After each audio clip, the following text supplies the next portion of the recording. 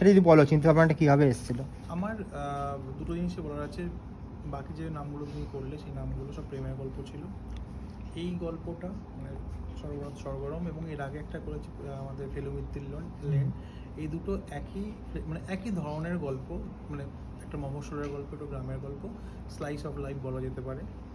এই গল্পের যে কনসেপ্টটা ইমন চক্রবর্তী বলে একজন রাইটার যিনি নিয়ে এসেছিলেন, এবং সেটা প্ল্যাটফর্মের টিম পুরোটাকেই ওরা ডেভেলপ করে। তারপরে আমরা ইনভলভ হই, এবং আমাদের ইনভলভ হওয়ার পর গল্পটাকে একটা জায়গায় দাঁড় করিয়ে তারপর যখন আমরা ফ্লোরে যাই, তখন লোকনাথদা বা বাকি যারা ছিল, বুদ্ধদা, ভূষণ, আশিয়া, তারা তাদের মতো করে, আশিয়া বা যারা আরও অনেকেই ছিলেন আর কি, তাদের মতো করে অ্যাকসেপ্ট করে জিনিসটাকে আমরা যে জায়গায় যাই সেখানকার লোকের জীবনযাপন কেমন সেগুলোকে দেখে সেইগুলোর থেকে অনুপ্রেরণা নিয়ে কিছুটা হলেও তাদেরও ইম্প্রোভাইজেশন অনেক কিছু ছিল, করার পরে তৈরি করা হয়।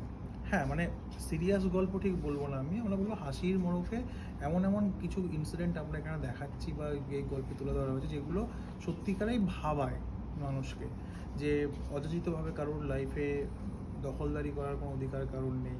ক্রাইসিস সকলের আছে, সে বড়লোক ফ্যামিলিরও থাকে, পরিবারও থাকে, সবারই থাকে। সেই ক্রাইসিস থেকে বেরোনোর জন্য যে স্ট্রাগলটা সবাই করে সেটাকে রেসপেক্ট করা উচিত, এবং সেটাকে মানে তোমাকে সাপোর্ট করার কোনো প্রয়োজন নেই, কাউকে তোমাকে সাপোর্ট দিতে হবে না, কিন্তু ক্ষতিও করো না, সেটা বাধাও দিও না। এটাই হচ্ছে মূল বক্তব্য আমরা এখানে দেখানোর চেষ্টা করেছি। আর লোকাদের কাছে চাই মানে নামের থেকে চরিত্রটা খুব প্রাধান্য পেয়েছে অনেক গল্পের ক্ষেত্রে।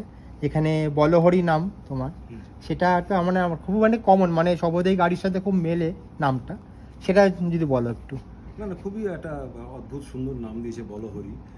এবং গাড়িতে যখন সব যায় তখন সবাই বলো হরি হরি বলে, তখন মাঝে মাঝে পেছন ফেরতে তাকাতে ইচ্ছে করে যে আমাকেই ডাকছে কিনা। সেরকম ঘটনাও ঘটেছে হয়তো স্ক্রিপ্টের মধ্যে। তো আমার এটা করতে ভীষণ ভালো লেগেছে, কারণ আমি যেহেতু মফস্বলের বেড়ে ওঠা মানুষ, ফলে এর মধ্যে যে ধুলো মাটি কাদা এবং গন্ধ আছে, ঘামের গন্ধ আছে, এই চরিত্রটার মধ্যেও তাই আছে। ফলে আমার খুব চেনা চরিত্র, আমার স্ক্রিপ্টের কারণে যেটুকু এদিক ওদিক করতে হয়েছে নিজেকে, তাছাড়া আমার খুব চেনা চরিত্র।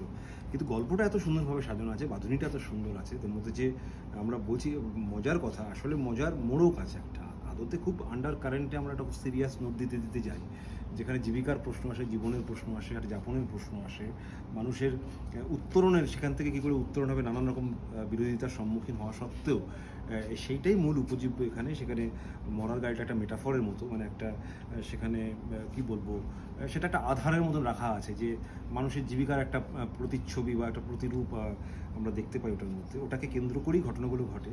ফলে আমাদের একটাই বক্তব্য, যে এই জীবন সহজ সরল মানুষের জীবন জীবিকায় যাতে কোনো হস্তক্ষেপ